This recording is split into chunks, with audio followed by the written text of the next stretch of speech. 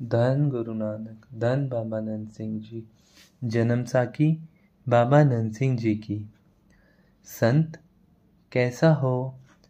एक महापुरुष संत सरदार लाल जी हुए हैं, जो बहुत सी सिद्धियां रिद्धियां के मिलकर थे।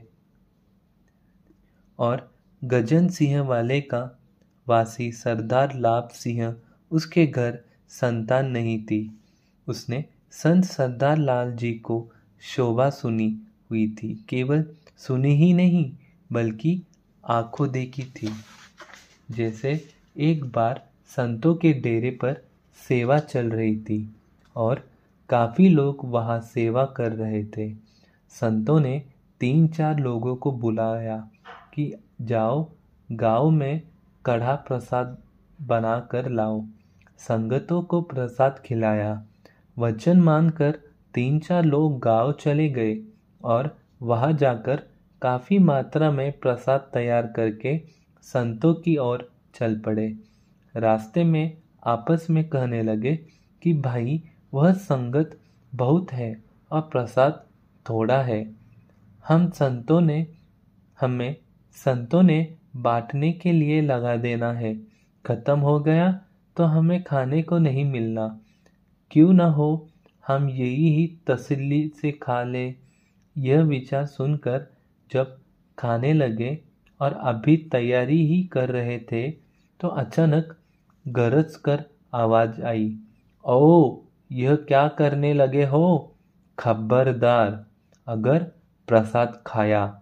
यह सुनकर भयभीत हो गए और प्रसाद उठाकर चल पड़े।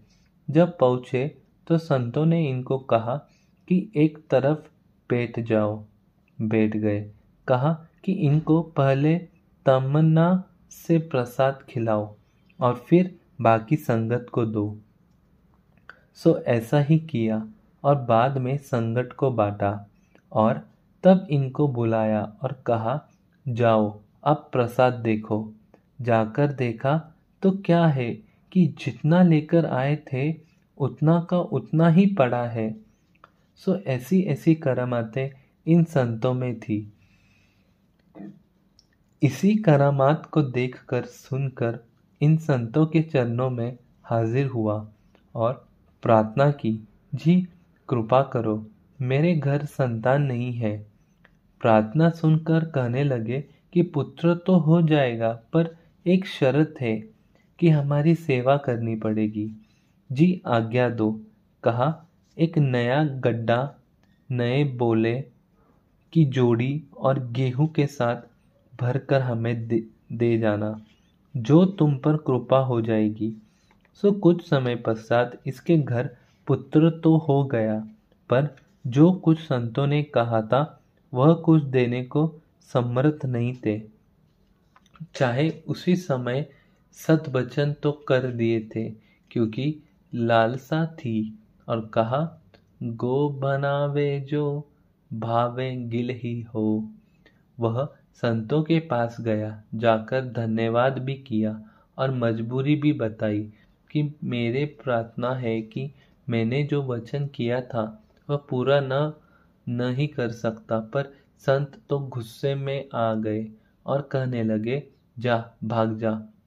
अगर हमारे साथ वचन पूरा नहीं करना तो हमारी चीज हमें वापस दे दे।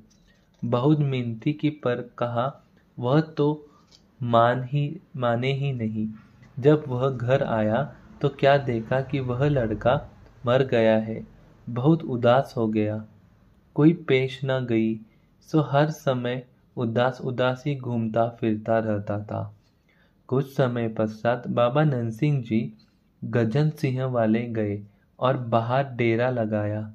तो सरदार लाभ सिंह वहां पहुंचा और प्रार्थना की और सारा हाल बताया। बाबा जी सुनकर कहने लगे, अच्छा, जिस संत के अंदर किसी पर दया नहीं, वह संत कैसा हुआ? वचन किया कि अगर आपका बेटा नहीं रहा तो वह साध भी नहीं रहेगा, और अब यह ही तेरे घर पुत्र बनकर आएगा। सो 8 दिनों के अंदर अंदर वह साथ चढ़ाई कर गया और लाभ सिंह के घर पुत्र ने जन्म लिया। तो सब ने बाबा नरसिंह जी का शुक्राना अदा किया कि बाबा जी धन्य आप हो, जिसके अंदर निर्वैरता और संसारी जीवों के साथ प्यार है। सो गुरुमुखो, यह कथा पढ़कर हमें यह शिक्षा मिलती है कि केवल रिद्धि सिद्धि शक्तियाँ हो जानी पूर्ण महापुरुष की निशानी नहीं है। इस तरह तो सिद्धि के पास बहुत शक्तियाँ थी, लोगों के बच्चे मार देने, जिंदा कर देने, पंख लगाकर आकाश में उड़ जाना, आकाश के तारे तोड़ देना, पर अंदर ईर्ष्या की आग मची हुई थी, जिसके बारे भाई साहब जिक्र करते हैं कि सिद्ध अग्नि न बूझे बुझाई, पर यह आग कब बुझी, जब धन गुरु नानक पातशाह ने कृपा की और अपनी नज़रों में लिए। उस समय फिर अच्छे वचन कहे भाई साहब कहते हैं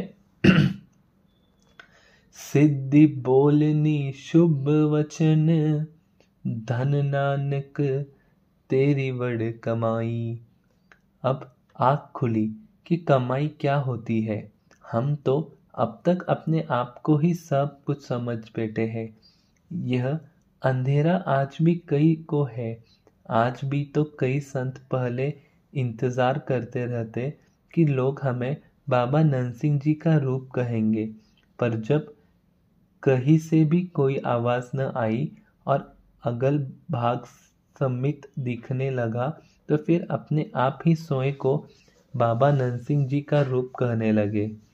कमाल की बात है कि यदि सूरज चढ़ जाए तो किसी को बताने की आवश्यकता है कि सूरज निकल आया है, वह तो अपने आप ही पता चल जाएगा। सो यह है अंधेरा, तो इस अंधेरे का हमने पहचानना है, और यह पहचानना हमें तभी आएगा जब हम बाबा जी का जीवन केवल पढ़ेंगे ही नहीं, बल्कि उस पर हम अमल भी करेंगे। इस कथा में से हमें शिक्षा मिलती है कि बाबा नरसिंह जी किसी का मन भी दुखा नहीं करते थे, और खासकर गृहस्थियों का तो बिल्कुल भी नहीं। धन बाबा नरसिंह जी, धन बाबा नरसिंह जी।